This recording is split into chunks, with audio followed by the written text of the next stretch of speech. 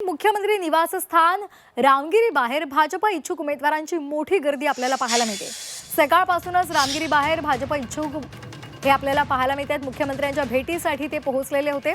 महापालिका निवडणुकीमध्ये भाजपा उमेदवारी पक्की होण्यासाठी भाजपा इच्छुकांची रामगिरीवर आपल्याला गर्दी पाहायला मिळते। देवेंद्र फडणवीस यांच्या भेटीसाठी त्यांची धडपड सुरू आहे। नागपूरमध्ये महायुती झाल्यापासून अनेक इच्छुकांची धाकधूक वाढलेली आहे। उमेदवारी अर्ज दाखल करण्यासाठी अवघे 2च दिवस आता शिल्लक आहेत आणि त्यामुळे भाजपने उमेदवार जाहीर केले नाही। त्यामुळे अनेक इच्छुक आता चिंताग्रस्त झालेले पाहायला मिळतात आणि त्यामुळे ते सध्या रामगिरीवर पोहोचलेले आहेत। मोठी गर्दी सकाळपासूनच आपल्याला रामगिरी बंगल्यावर पाहायला मिळते।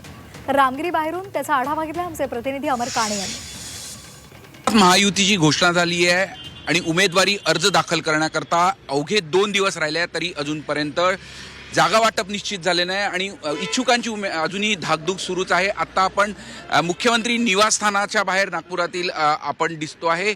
रामगिरीच्या बाहेरचे दृश्य, अनेक इच्छुक इथे भाजपाचे आलेले दिसतात आहे। अजूनही भेटीगाठींचं सत्र आज सकाळपर्यंत देवेंद्र फडणवीस आहेत तिथपर्यंत राहणार आहे।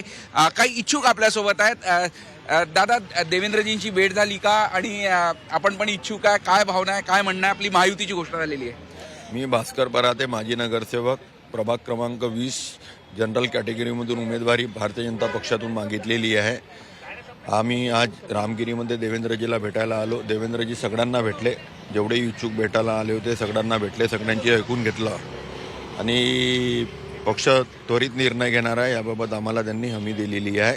तो इच्छुकाची भावना, अनेक इच्छुक आहे। काही जण आतमध्ये जाऊन मुख्यमंत्र्यांशी भेट सुद्धा घेताना दिसत आहे। एकूणच अर्ज दाखल करायला अवघे काही तास राहिलेले आहे आणि अशा पार्श्वभूमीवर ही सगळी इच्छुकांची गर्दी रामगिरी बाहेर दिसून येत आहे। झी मीडियासाठी सुमितसह अमर काणे, नागपूर।